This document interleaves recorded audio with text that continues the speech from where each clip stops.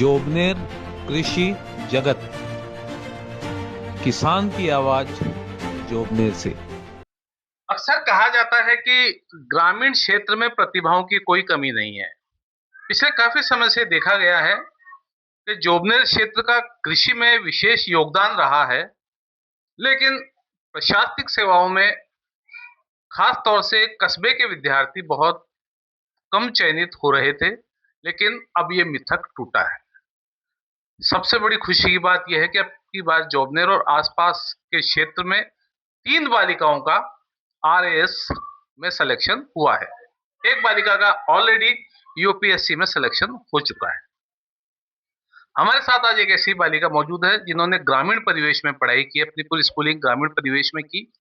उसके बाद उन्होंने दिल्ली में जाके पढ़ाई की, सेंट्रल यूनिवर्सिटी से पढ़ाई की, और जो उनका लक्ष्य था आरएस बनने का, वो उन्होंने हासिल कर लिया। हमारे साथ समीक्षा जैन है, जिनकी आरएएस एग्जाम में 284वीं रैंक आई है। समीक्षा जी, कैसा लगा जैसे रिजल्ट आया जब और आपका सिलेक्शन हुआ, तो आपको कैसा लगा? सबसे पहले तो विश्वास ही नहीं हुआ। रोल नंबर 3 लोगों से चेक कराया कि सही तो है ना। उसके बाद सबसे पहले पापा को कॉल किया, फिर मम्मी को कॉल किया।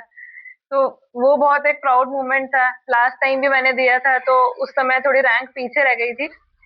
तो उसके बाद ये डिसाइड किया कि वापस से स्टार्ट करूंगी, वापस से और मेहनत करूंगी जितनी मैक्सिमम मैं कर सकती हूँ। और लास्ट तक मैंने अपने इंटरव्यू तक पूरी मेहनत की जितना मेरा पॉसिबल था। और उसके बाद 284 रैंक मैंने हासिल किया। अच्छा, आपके जब आप स्कूल शिक्षा ले रही थी, आपके दिमाग में ख्याल कब आया कि मुझे प्रशासनिक सेवाओं में जाना है? क्योंकि आप मेडिकल लाइन में जाऊं, इंजीनियरिंग लाइन में जाऊं, आपके दिमाग में ख्याल कब आया कि मुझे प्रशासनिक सेवाओं में जाना है? सर, जब मैंने ग्रेजुएशन में एडमिशन लिया तब मैंने नोटिस किया कि जो रूरल एरियाज में बच्चे हैं वहाँ पे उनके पास करियर ऑप्शंस बहुत कम है। मैक्सिमम लोग या तो इंजीनियरिंग चूज करते हैं या फिर मेडिकल। उस समय मुझे लगा कि बच्चों को एजुकेशन करियर के बारे में बताना बहुत ज्यादा जरूरी है और उनके लिए एक ऐसा रास्ता खोलना जरूरी है ताकि वो फ्यूचर में इन दोनों फील्ड के अलावा भी कुछ चूज कर सके। उसके बाद से मैंने फिर आरएस के लिए प्रिपेयर करना स्टार्ट किया। अच्छा, आरएस का आपने एग्जाम क्लियर किया है, क्या संदेश देंगी खास तौर से जो ग्रामीण परिवेश की लड़कियां हैं? उनको बहुत लिमिटेशंस में रहना पड़ता है।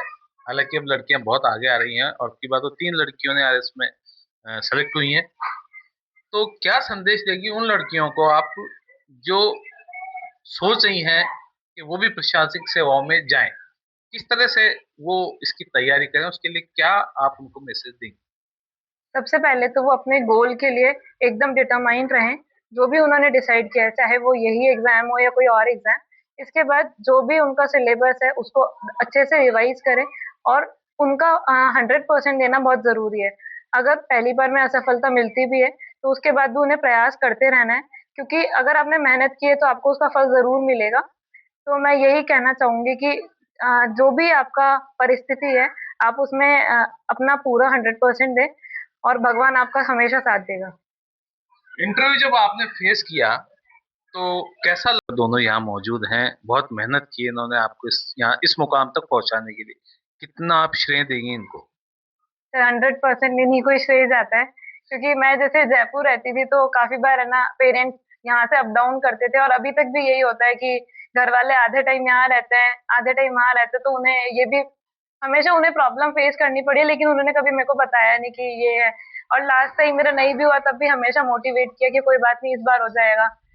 लास्ट जब अभी रिजल्ट आने वाला था उसके एक दिन पहले तक भी था, कोई बात नहीं, तूने मेहनत की है, जो भी होगा देख लेंगे। तो ये जो ट्रस्ट है ये बहुत मैटर करता है आपके लिए। इसके बिना आप आगे प्रोग्रेस नहीं कर सकते। हमारे साथ समीक्षा के पिताजी रमेश जैन साहब हैं, जो पेशे से टीचर भी हैं और जैन मंदिर में अपनी सेवाएं भी दे रहे हैं। रमेश जी, ईश्वर ने आपकी सुनी है और आपने जो मंदिर में सेवाएं दी हैं उसी का परिणाम है। आपके 2 लड़कियां हैं, आपके लड़का नहीं है।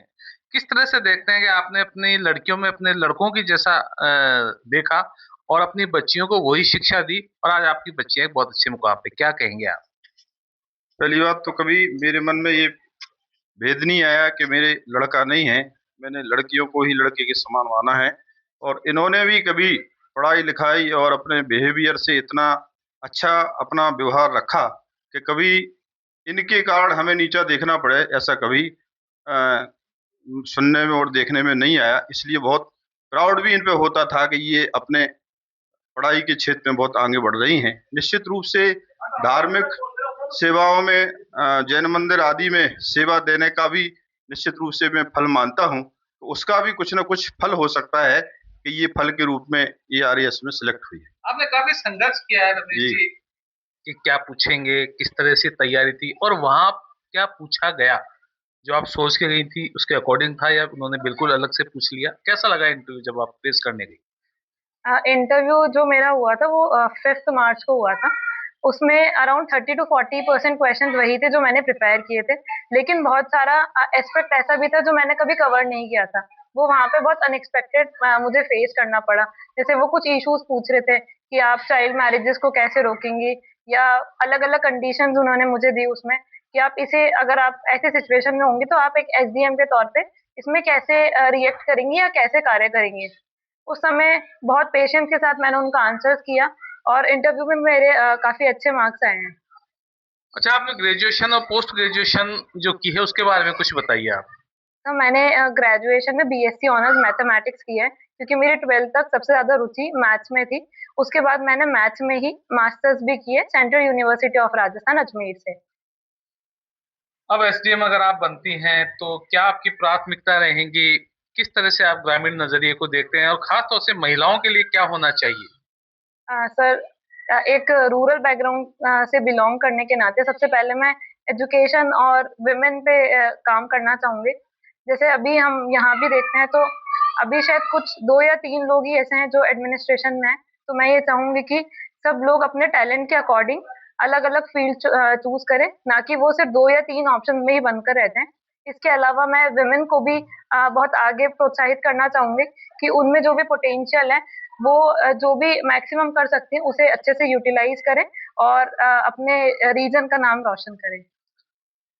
सफलता के पीछे माँ बाप का एक बहुत महत्व, मंदिर में भी आप समय देते थे, तो एक पेरेंट्स होने के नाते आप उन पेरेंट्स को क्या संदेश देंगे जिनके बच्चे एडमिनिस्ट्रेशन सर्विसेज की तैयारी कर रहे हैं? निश्चित रूप से मैं तो ये मानता हूँ कि आदमी के पास साधन भले ही कम हो, लेकिन उसको अपने मन में कभी हार नहीं मानना चाहिए। और हार नहीं मानेंगे तो वो निश्चित रूप से एक ना एक दिन जीत को जरूर प्राप्त कर सकते हैं। हमारे साथ समीक्षा की माताजी भी हैं। माताजी, आपका विशेष योगदान है। आपने कहते हैं ना कि फ्रंट फुट पे भले आप ना खेलिए, लेकिन बैक फुट पे आपने पूरा सपोर्ट किया है और घर पर रहकर अपनी जिम्मेदारियां भी संभाली और अपनी बच्चियों को उस मुकाम तक पहुंचाया जो आपने सपना संजो रखा था। किस तरह से आपने परेशानियां महसूस की, किस तरह से तालमेल बिठाया और आज आप कैसा महसूस कर रही हैं? आज इसको देखकर बहुत खुशी हो रही है, क्योंकि मैं तो बहुत टेंशन में थी कि भाई इसका होगा, लेकिन इससे हम यही कहते थे, हो भाई तेरे ने पढ़ाई करी है, हो जाएगा तो भी ठीक, और नहीं हो जाएगा तो ठीक, भाई मेहनत तो करी ना बच्ची ने। और बाकी तो मैं तो यही सोचती हूँ कि इसका और आगे भविष्य उज्जवल रहे, यही मेरी कामना है। तो समीक्षा, अब यूपीएससी की भी तैयारी करने का है या सफर यहीं तक का है? भाई अब एसडीएम बन गए, नहीं, अभी यूपीएससी का मैं प्रिपेयर करना स्टार्ट करूंगी और उसका डेफिनेटली अटेम्प्ट दूंगी। तो समीक्षा का ये भी कहना है कि अभी मेरी मंजिल बाकी है, अभी मेरे उड़ान बाकी है और ये मेरा एक लक्ष्य था जो मैंने हासिल किया, अभी एक और लक्ष्य है जो मुझे हासिल करना है, ये उसके लिए भी अभी से तैयारी कर रही हैं। जोबनेर कृषि जगत के लिए जोबनेर से मैं सलाउद्दीन कुरैशी।